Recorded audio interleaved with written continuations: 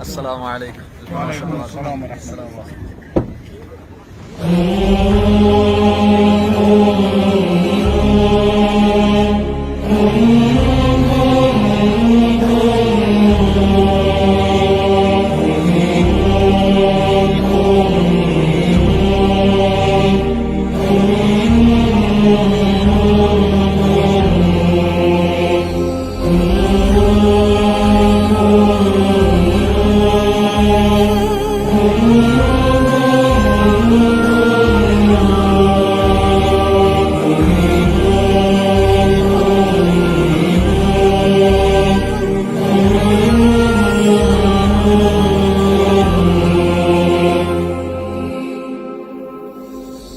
مجاهد مایه فخر مسلمان، مجاهد سرسپار راه قرآن، مجاهد میرهاند بردگان را ز قید و بند هر طاغوت و شیطان. نشان رزم حیدر در تو جویم، ره آزادگی را از تو پویم. سرشته عمر و بوبکر در تو، ز خوشبویی احمد از تو بویم.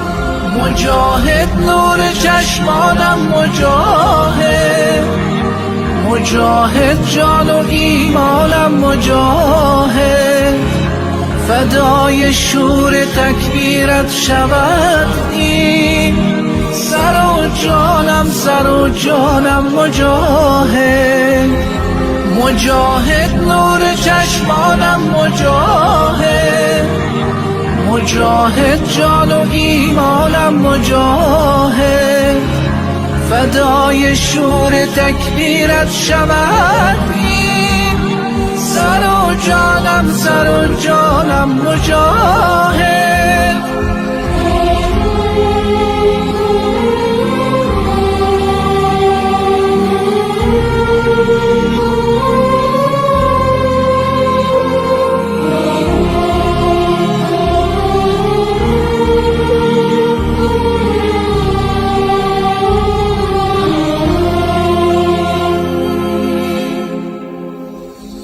همیشه حامی مستضعفانی، همیشه در نبرد ظالمانی.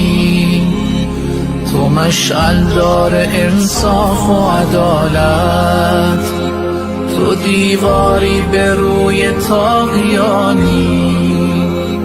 مجاهد نصرت حق یاورت باد، جلود آسمان هم سنگرت باد.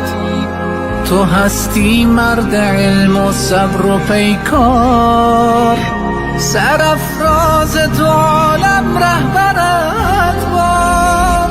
مجاهد نور چشمانم، مجاهد مجاهد جان و ایمانم، مجاهد. شهر بلخ دیار مولانای روز، این سخنها رمز اخلاص است و بس، عاشقان را شیوه خاص است و بس. مجاهد مجاهد جان و ایمانم، مجاهد فدای شور تکبیرت شود این سر و جانم، سر و جانم. مجاهد